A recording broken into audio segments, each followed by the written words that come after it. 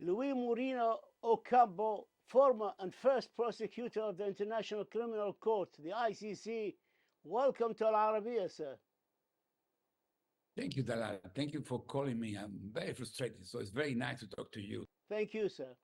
I would like to start by asking you about last week Karim Khan announcement that he submitted to the pretrial chamber an application for arrest warrants for 5 individuals, 3 of Hamas leaders, plus the Israeli Prime Minister Benjamin Netanyahu and his Defense Minister Yoav Gallant. Is there a significance for the timing of this move that ICC prosecutor Karim Khan chose to make this announcement? Well, he was very active on this. He went to Israel, he went to Ramallah, he said these crimes could not be committed. He talked about Hamas crimes, he talked about Israeli crimes in Gaza. He also talked about the problems in West Bank. So I think what he did is very consistent what he was saying before. They were not listening to him, but he said what he would do, what he did. Do you fear that the announcement might embolden the accused, knowing that they are already subject to a possible arrest warrant? Look, Hamas leaders will not change their mind. Netanyahu and Bill, who is the man behind Netanyahu, will not change his mind. Both sides are driven by leaders who want to exterminate the other group. So I hope the ICC move will change the mind of the rest of the world. That's what I hope. I believe we have to stop watching this as a war. Terrorists could not be controlled by war. War exacerbates terrorism. We need to do justice. So that's why it's so important. It was learn how to use the ICC to stop this conflict. That will be the real challenge for us. We understand from legal experts we have been talking to that at the heart of the prosecutor's case against Netanyahu and Gallant lies the crime of intentional starvation as a method of warfare. Of course, all the additional charges appear to be based on a similar factual foundation. Israelis' policies of depriving Palestinian civilians access to humanitarian relief, including food, water, and medicine, essential to their survival. Intentional starvation appears as a crime under the Rome Statute only with regard of international armed conflicts. What are the difficulties in this respect? Well, it's a legal nuance you are presenting, Talal. I like that you became a lawyer now. Look, international conflict requires armies from 2 different states fighting each other. And it's debatable that Hamas is an army from a different country. No, in this sense, you can challenge that. But starvation is a war crime. Starvation is part of crimes against humanity, of persecution. And even starvation to be a part of a genocide. Because one form to commit genocide is to create conditions to destroy the group. And that's clearly starvation, it's clearly. So the only thing is intention. And then that's why this refusal to stop the attacks, when the International Court of Justice say you are creating conditions to destroy this group, is exposing a criminal genocidal intention. That's the problem today. It's not about Jews or Arabs. It's humanity's future.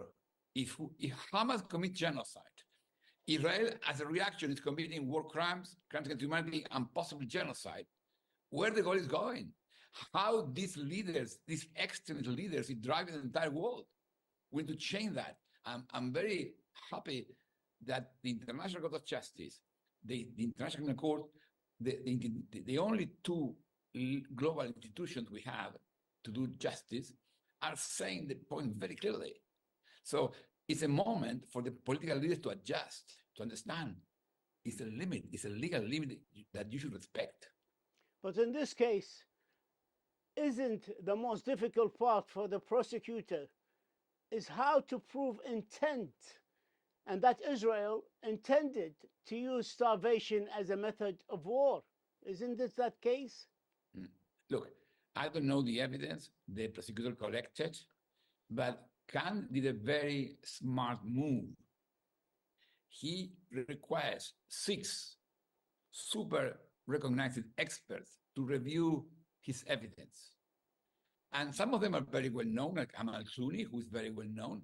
But for me, of the 6 are relevant people, but Theodore Meron is very unique. Theodore Meron, born in Poland in 1930. As a child, he was in a labor Nazi camp. He's a victim of Holocaust. He's a survivor of Holocaust. He was then legal advisor of Israel and the US.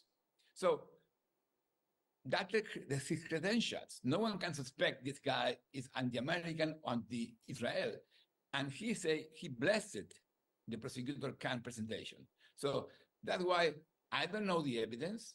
I don't talk to Karim Khan, but I think these 6 super experts reviewed the evidence for months, and they made a public statement saying it's okay. So that when I was a prosecutor, I consulted international experts, but never did such a formal, open way. So it's a great move of Karim. But now the decisions are in the hands of 3 judges. They will make the decision. But for me, the issue is how the rest of the world take advantage of this ICC movement. That is, for me, the issue to discuss with you, Talal. Okay, tell me, how can the world exploit this move by prosecutor Karim Khan? Hamas is organized crime. When, as a prosecutor, investigate organized crime, basically 2 things. 1, focus on the leaders, but 2nd, focus on the money. Because if Hamas still have money to buy weapons, they don't care how many soldiers Israel killed. They will be back.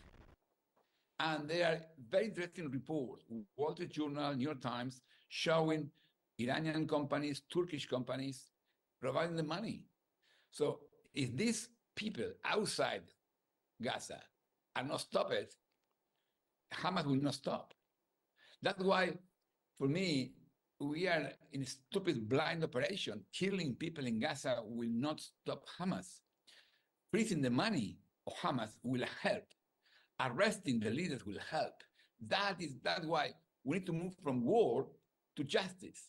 And ICC now represents a perfect tool to do that, because Karim Khan already requests indictment against 3 Hamas leaders. US, Israel can provide financial information, and he can follow and arrest those people financing Hamas. And that is crucial. Without that, we are going nowhere. In 6 months, if nothing changed, Israel will have killed 60,000 people, but did not stop Hamas. So stopping Hamas requires stop the money flows. And that's why the ICC is an opportunity. If the pre-trial chamber judges accepted prosecutor Karim Khan evidence and issued arrest warrants in the case against the 2 Israeli leaders, can they avoid arrest by using the principle of complementarity in the Rome Statutes, and that requires the prosecutor and the court to defer to national investigative authorities who are willing and able to investigate and prosecute? Now, that's a very interesting question you made, because Secretary of State Blinken was complaining that the prosecutor was going to Israel and stop and issue the warrant without giving Israel the opportunity. Okay, the principle of complementarity you quoted is right, and Blinken is right to quote it, but it's wrong. Blinken is wrong to criticize the prosecutor, because the prosecutor did nothing wrong, because there is no, today, There is no national Israeli case. So there is no complementarity today. Could happen tomorrow. Israel is announcing to create a commission of inquiry. Israel is announcing that they have evidence they could do cases. That's not enough. But if tomorrow, the Israel prosecutor start an investigation against Netanyahu and Gallant, a real investigation, a genuine investigation, that will stop the judges in the court, not even after arrest warrant. The judges will not issue an arrest warrant against Netanyahu and Gallant if a national prosecutor starts a real Israeli investigation. Is Netanyahu more afraid of the ICC investigation or Israeli investigation? I don't know that. But following your point, yes, at any moment, any real, genuine Israeli investigation will stop the ICC case, but then Netanyahu will be under a prosecutor in Israel collecting evidence and investigating him. And probably an Israeli prosecutor will get better evidence than the ICC prosecutor. And that is the beauty of ICC. You can improve investigations against Hamas financing, you can improve the investigation against Israel. So that's the beauty of ICC. Move. And it's not, we don't need to wait for the judge's decision. All this could happen before. But Israel investigations and commissions in history does not have a good history and good results. I remember the Kahan Commission in 1982 on Sabra and Shatila, and also the Winograd Commission in 2007 and 2008 review of the Second Lebanon War, and the Turkle Commission in 2010 and the flotilla incident, the Turkish flotilla incident. And they all exonerated Israelis and its leaders from any wrongdoing. Do we still trust on that system? You see, Talal, how important you are? You have to remember all of these previous cases. Perfect. Look, the ICC judges will trust no one. But as soon as an Israeli prosecutor starts a real, genuine case against Netanyahu and Gallant for the same incidents, the judges will start to request information to the prosecutor in Israel, asking what you are doing, evaluating the evidence. So the difference with the previous case you mentioned is this time, the Israeli prosecutor knows that if he or she is not conducting genuine investigations, the ICC will do it. That's the beauty of the ICC. You see? So ICC is providing incentives to the prosecutor in Israel to conduct a real investigation, and it's a backup if they fail to do it. Do the three Palestinian leaders have the same option by deferring the case to the Palestinian Authority judicial system? Well, that will require an agreement between Hamas and Fatah, no? Because Fatah is normally the Palestinian Authority should conduct the investigation. I don't know, in my time, informally, Hamas sent me a contact to ask me how they can conduct national proceedings. But come on, Hamas, if Hamas leaders are ready to die, they should go to ICC themselves and present in ICC why they are doing what they are doing, give explanation, because for us, it's impossible to accept that you have to kill people to protect Palestinians. And they have provided evidence to ICC about the crime they suffered. So I believe eventually it's possible to do the Hamas national investigation more complicated, but possible, maybe. But my suggestion is an alternative measure is the Hamas leader in Qatar, he can go to take a plane tomorrow and go to The Hague, even tell the judges, you don't need to issue another warrant against me. Issue a summons to appeal, I will come here. That's what Kenyan leader did. That's what the rebel group in Darfur case did. So they are present on that. So Hamas leaders, instead to refuse, go ahead. Go, present your argument before the judges. Explain what you are doing. Show it. So that is the options that ICC is offering us. On the 24th of April, US senators sent a letter to the ICC prosecutor Karim Khan before the arrest warrants for Prime Minister Netanyahu and Defense Minister Gallant were to be issued or to requested, threatening Prosecutor Khan of severe sanctions against himself and against the ICC if he did issue arrest warrants or requested them, including sanctioning the employees and the associates and barring Karim Khan himself and his family from entering the United States of America. What does this tell you? Isn't this interference in the due process and an attempt to divert the course of justice? Well, if you remember, Jalal, Richard Nixon was impeached because he was interfering with justice. Donald Trump was impeached because he was interfering with justice. So interfering with justice is a crime within the US. US has to learn it's similar at the global level. US cannot respect law national and ignore law internationally. So that's why, for me, it's a key moment to learn about the meaning of the law in the world.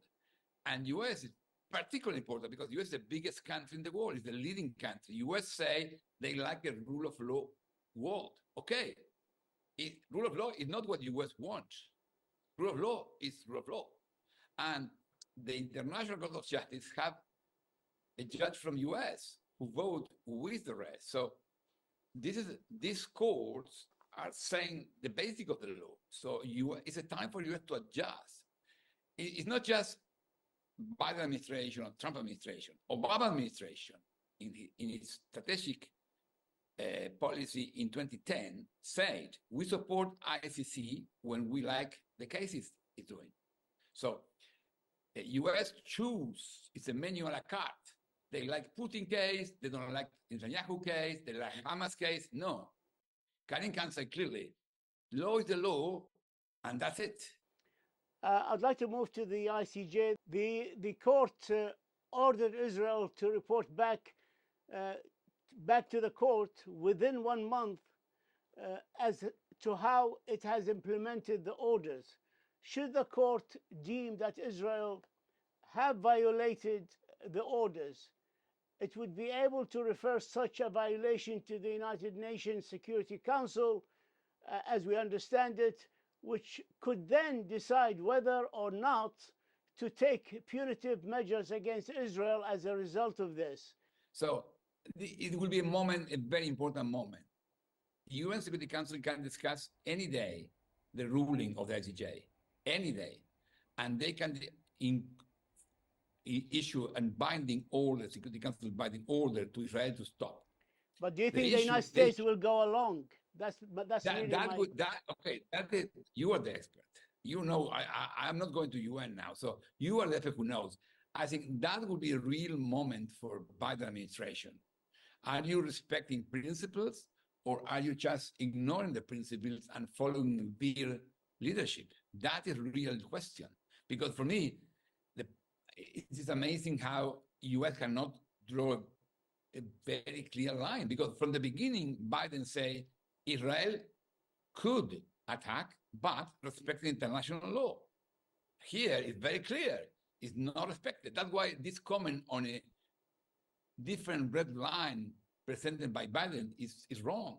What is the red line? The red line was described by ICJ, no more attacks because there's no place to go. That's the red line. What the US will do, that's the problem. You know, the real problem here is the legal limits, the political thinking, and the military operations are following different directives, different rules. And that's why this case is so important, because it's the moment that the military rules have to understand to respect the legal limits, and the political leaders have to understand whoever crosses these lines, the legal limits, is wrong. That's what the world needs. Times has caught up with us. I'd like to ask you one last question, Mr. Ocampo. Article 94 of the United Nations Charter stipulates that the ICJ orders are final and legally binding to Israel as a member and to all members of the United Nations. But Since the ICJ does not have a way to enforce the orders, can Israel ignore these orders without any consequences? Well, that your question is the crucial point on 21st century for humanity. What the future for humanity? That the most powerful prevail, or that some legal limits prevail? That's the tension today. The ICJ is doing what they had to do, make a legal reasoning. It's up to the national states to implement that. And that's why the discussion is not just about Gaza or Israel, it's about what New Zealand, Australia, Canada, Brazil, South Africa, what they will do, Japan. So it's the moment for these medium countries to rise and say, it's a limit, stop it. That's why it's so interesting that South Africa and Egypt are now part of the proceedings before the ICJ. It's to protect humanity, the medium and small country have to stand and rise up and protect all of us. Luis Moreno Ocampo, former and first prosecutor of the International Criminal Court, the ICC, we thank you for this exclusive interview. We thank you for your insight and for all your good efforts in the sake of humanity. Thank you, sir. Thank you, Zara. Thank you very much.